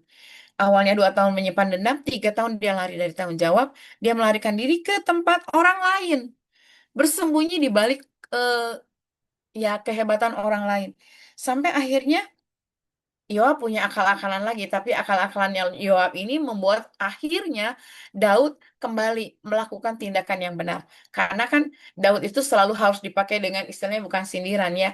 Daud itu harus selalu pakai perumpamaan. Dan Yoab melakukan itu sama seperti ketika dia dikasih perumpamaan oleh Nabi Nathan gitu. Jadi intinya kita lihat ya di sini, tindakan-tindakan seperti itu. Yuk kita refleksi, apakah kita pernah melakukan itu? Kalau iya, yuk kita bertobat sama-sama. Mungkin kelihatannya kecil, saya emang nggak melakukan dosa yang sama seperti Absalom, ngebunuh, marah, enggak. Tapi apakah mulut kita melakukan itu? Apakah hati kita juga melakukan itu? Ya bagi saya ini, saya benar-benar introspeksi diri, karena saya tidak mau itu juga membuat orang lain menjadi down gitu. Jadi, dan yang luar biasa di sini, Absalom setelah dia disuruh pulang, kalau tadi 2 tahun dia dendam, 3 tahun dia di tanah Geshur, dia 4 tahun mulai mendekati orang-orang tertentu. Dia buat satu jaringan dan akhirnya dia memblokade. Dengan kata lain, dia mengkudeta bapaknya. 2, 3, 4. Ya, kalau misalnya ini ada rokok itu Jisamsu ya kalau bahasa. Itu tuh berarti saya dia ambil dari bahasa Mandarin. Jadi kalau dengan kata lain, dia mengkudeta Daud karena dia nggak puas dengan keberadaan dirinya. Dia nggak tahu siapa gambar dirinya. Dia nggak tahu gambar dirinya yang benar. Tapi yang luar biasanya dari Daud, Daud malah ngomong gini kepada orang-orang hebatnya, yuk sana pergi ke kota, ikuti rajamu. Kalaupun misalnya Tuhan masih berpihak ke saya, Tuhan akan buat sesuatu ke saya. Tapi saya nggak akan melakukan apapun. Dia itu anakku loh. Jadi dengan kata lain, di sini ya Daud itu memang bukan manusia yang hebat. Dia masih manusia biasa. Dia juga melakukan banyak kesalahan. Tapi hatinya dia itu lembut. Makanya itu Daud disebutkan namanya sebagai salah satu Yesus itu adalah keturunan Daud. Jadi kalau misalnya kita lihat di sini, masalah dalam diri kita tuh masih bukan berarti kita tidak punya masalah. Masih ada masalah, masih banyak masalah. Tapi apakah kita memang melakukan tepat seperti yang eh, firman Tuhan katakan, ataukah kita memincingkan telinga kita mendengarkan arahan orang lain yang akhirnya membuat hati kita menjadi nggak benar, ataukah kita menyimpan kekesalan itu di dalam hati sampai akhirnya menimbulkan, ingat, semua yang dipendam itu lama-lama akan meledak gitu, akhirnya meledak. Ini yang luar biasa ya, kita diajarkan sih sebenarnya oleh Paulus nih di Efesus 4 ayat 2. Hendaklah kita berlaku rendah hati, lemah lembut, sabar, bahkan kita harus menunjukkan kasih dalam segala hal untuk kita saling membantu. Jadi jangan ada istilahnya sedikit pun, ya kita masih belajar, kita masih berproses ya, kita masih berproses supaya unsur-unsur itu ada di dalam kita. Karena Tuhan itu mau, sama seperti doa Paulus di Efesus 3 ayat 18, kita dan orang-orang kudus itu bisa memahami. Kalau memahami itu lebih dari mengerti. Memahami itu lebih ke dalam gitu. Memahami betapa kasih Allah itu panjangnya, lebarnya, dalamnya. Artinya dengan kata lain, orang-orang berdosa dikasihi, masa kita membenci? Orang-orang berdosa dicintai sama Tuhan, Yesus aja mau menanggungkan darahnya untuk mereka, masa kita egois gitu? Kita nggak peduli sama mereka. Makanya kita sama-sama belajar untuk melihat, memahami, supaya kita mengetahui betapa kasih Allah itu luar biasa dalam diri kita. Dan dikatakan, bagi dialah yang melakukan. Bagi kita, bagian kita ada yang harus kita lakukan. Tuhan sendiri akan memperlengkapi kita, dan Tuhan sendiri akan menyempurnakannya. Bahkan dia yang akan melakukan jauh lebih banyak dari yang kita doakan dan pikirkan. Jadi dengan kata lain, kita sebenarnya hanya alat sih kalau saya ngelihat. Alat itu ya digunakan tepat pada waktunya sesuai dengan kapasitasnya. Dan kalau memang bisa kita alat, ya Mbak ya kita jangan sombong gitu kan. Pada dasarnya semua yang dilakukan Absalom itu salah satunya adalah dia punya kesombongan. Dia ingin membela tapi dengan cara yang salah. Yang kedua, dia nggak tahu gambar dirinya. Padahal dia anak raja. Tapi kenapa dia melakukan hal yang jahat? Ya, meskipun mungkin kalau dibilang, ya itu kan karena kesalahan Daud. Sekali lagi, kita nggak bisa menyalahkan orang lain. Kita bukan orang-orang NPD ya, tapi kita tahu bahwa kita tuh manusia yang licik pada dasarnya, jahat pada dasarnya. Hanya karena kasih karunialah kita diselamatkan. Hanya karena kasih karunialah kita dimenangkan. Jadi, ya kalau memang misalnya masih ada kata-kata seperti yang apa sih diucapkan Absalom, sampai akhirnya ujungnya adalah dia mengkudeta, ujungnya kita mau merusak gitu kan, merusak tatanan yang udah benar, ujungnya kita mau memporak-porandakan segala sesuatu yang sudah benar. Bertobat. Bagi saya bertobat. Malam ini saya bertobat, saya minta ampun, karena mungkin kita masih ada sih hal kecil, kesalah sama orang lain, marahlah sama orang lain, disimpanlah itu dalam hati. Yuk sama-sama saya sendiri bertobat. Kita mari diingatkan dalam 2 Samuel 13-15, karena semuanya itu akan berujung hal yang negatif. Hal yang kecil lama-lama berujung besar. 2 tahun, 3 tahun. Jadi intinya kita akan melihat, kita murnikan hati kita masing-masing di sini, supaya Tuhan akhirnya bisa melihat kadar hati kita seperti apa. Melekatnya kita ke Tuhan seperti apa. Itu aja sih Bu Joli dari saya. Ini saya dengar dari ibu-ibu luar biasa semua kesaksiannya. Terima kasih Bu Thank Dede you. ya. Semua ini ya yang kita dapat hari ini memang refleksi yang luar biasa untuk kita ya. Kalau saya tadi sih memang waktu dengar dari penjelasan Bu Dede itu mengenai Yonadab itu kan sobatnya Absalom. Nah kita jangan seperti Yonadab ibu-ibu ya. Meskipun itu bestie kita gitu ngasih advice, kayaknya itu memihak kepada kita tapi akhirnya itu menjerumuskan. Harus hati-hati juga ya. Harus pinter-pinter menyaring ya. Dan tadi itu luar biasa ya. Kita ini memang seperti koin, Bu. Koin itu kan ada sisi positifnya, ada sisi negatifnya gitu ya. Nah, makanya kita di sini berkumpul bersama-sama membaca firman Tuhan supaya sisi negatif kita itu bisa kita minimalisir, dikikis, dan membesarkan apa sisi yang positifnya ya dengan membaca firman ya. Luar biasa ya. Dan karena kasih karunia kita dimenangkan tadi itu luar biasa. Saya sampai mendengar Bu Dede ini, iya ya, benar ya, benar ya. Nah nanti ibu-ibu kalau mau ngulang jangan khawatir, saya ingin kesaksian. Nanti ibu-ibu kalau mau mendengar ulang semua hasil sharing ini bisa di YouTube ya, karena sangat memberkati sekali untuk kita dengarkan dan itu saling menguatkan ya satu sama lain gitu ya. Saya ingin kesaksian tapi lagi di ruang pasien jadi next. Oke. Baik Bu Desi, terima kasih ibu-ibu. Kita sudahi malam ini luar biasa ya, kita sangat terberkati dan yang paling penting adalah apa yang kita dapat hari ini benar-benar kita hidupi, kita laksanakan dan kita ingat-ingat di dalam diri kita. Jangan sampai kita menjadi siapa tadi Yonadab ya, jadilah kita orang yang sahabat yang bijak. Mungkin terdengar kalau kita memberi advice kepada sahabat kita mungkin itu menyakitkan untuk dia, tetapi jika itu benar tidak apa-apa gitu ya. Lebih baik kita berkata benar daripada ujung-ujungnya nanti seperti yang sudah kita baca ini ya. Terima kasih Bu Dede. Silakan Bu Mensi, doa tutup tadi sudah dibaca ya untuk doa saya kesindir. Oh Ibu Desi. Untuk doa Bu Desi dan Ibu Kristina. Silakan Bu Mensi. Ya. Baik Ibu-Ibu, mari kita satu dalam doa, kita berdoa. Sungguh Tuhan, kami mengucap syukur Tuhan untuk kasih dan penyertaan-Mu, untuk kesempatan indah yang boleh kami bersatu di dalam pembacaan firman ini. Kami sungguh mendengarkan setiap firman-Mu yang menguatkan kami dan mengajari kami Tuhan dengan berbagai macam peristiwa yang dialami oleh Daud Tuhan, di mana banyak peristiwa-peristiwa yang dialami Daud dalam keluarganya, polemik yang sangat luar biasa yang menyimpan kepahitan yang bertahun-tahun dan membuat segala sesuatu menjadi rumit dalamnya Tuhan.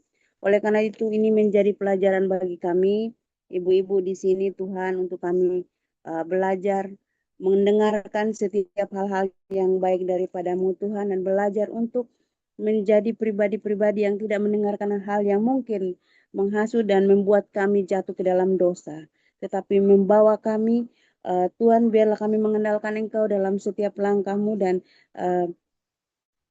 firman-Mu untuk membawa kami terus menciptakan hal-hal yang baik dalam hidup kami, sehingga hidup kami Tuhan terus dipelihara oleh Engkau, sehingga Tuhan Engkau terus membuat kami lebih mengenal Engkau lebih dalam lagi Tuhan.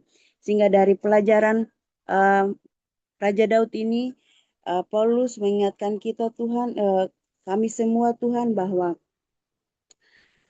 kasih Kristus mampu menjangkau hati yang paling dalam, sehingga membiarkan kita untuk terus berjalan di dalam Engkau Tuhan. Dan kami juga banyak diingatkan di Efesus ini untuk tetap rendah hati dan tetap lemah lembut, sabar terhadap orang lain, sehingga ketika ada masalah Tuhan, kami tidak membiarkan amarah itu berlarut-larut sampai matahari terbenam, dan biarlah kami tidak melakukan lagi perkataan-perkataan yang keluar dari mulut kami yang menyakitkan sesama kami, tetapi biarlah kami dimanapun kami berada, biarlah perkataan kami membuat orang mendengar dan memperoleh kasih karunia di dalamnya Tuhan.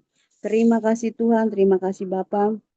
Engkau juga memberkati Bu Joli yang selalu mengajak kami dan membawa kami untuk terus belajar, membaca, merenungkan firman Tuhan. Kiranya Tuhan memberi kekuatan, hikmat, kewahyuan terus kepada hamba-Mu, dan juga Tuhan memberkati setiap pelayanannya dimanapun hamba-Mu berada, dan setiap keluarganya dalam rumah tangga dan anak-anaknya. Tuhan, Engkau juga memberkati Bu Eti, Bu Suti, Bu Dewi, Bu Ellen, Bu Kristi, Bu Dede, Bu Haryani, Bu Marina, Bu Nace, Bu Pita, Bu Rahayu, Bu Riana, Bu Suryana, Bu Tania, Bu Desi, dan Minsi. Kiranya Tuhan terus kami dipelihara dan kami hidupkan di dalam hidup kami setiap hari, karena kami tahu bahwa firman itu pelita bagi kaki kami dan terang bagi jalan kami. Terima kasih Bapa. Saat ini juga kami membawa Bapak dari Bu Desi Tuhan, di mana hamba-Mu dalam keadaan stroke selama 5 tahun. Kami percaya Tuhan Yesus bahwa Engkau yang sudah mengetahui segala keluh kesah dari hamba-Mu ini, kiranya Tuhan Yesus Kristus, Engkau menjadi dokter yang hidup, tabib yang benar. Engkau yang mampu Tuhan, Engkau yang menyembuhkannya dengan cara-Mu, dan setiap dalam perawatan apapun Tuhan, kami percaya Tuhan Engkau tumpangkan tangan-Mu, Engkau jamah dan Engkau lawa dan Engkau sembuhkan. Asam lambung juga Tuhan Engkau sendiri yang memberkati, dan Engkau menjamah seluruh tubuhnya dari ujung kepala sampai ujung kaki Bapa. Apapun yang rasakan saat ini, kami percaya Tuhan Bapa dari Ibu Desi sudah mengalami kesembuhan dan menerima kesembuhan daripada-Mu Bapa. Terima kasih Tuhan. Kami juga berdoa buat Ibu Kristina Tuhan, di mana Ibu lagi mengalami nyeri pinggang oleh karena sakit saraf kejepit Tuhan. Kami percaya Tuhan, Engkau Allah yang berkuasa, Allah yang maha kuasa, Allah yang penyembuh.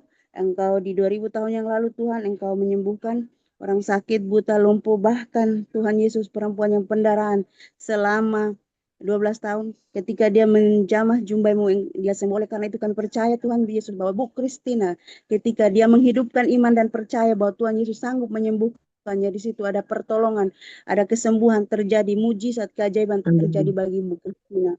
Kami percaya Tuhan, dan saat ini Ibu Kristina sedang menjalani fisioterapi, sedang sekiranya Tuhan Yesus sendiri yang akan menolong, menyertai sehingga hasil MIR akan keluar dengan baik dan ibu tidak akan operasi. Kami percaya itu terjadi dan kesembuhan itu terjadi bagi Bu Kristina di dalam nama Tuhan Yesus Kristus. Terima kasih Bapak untuk setiap kesempatan ini kami mengucap syukur, kami menerima segala berkat daripadamu.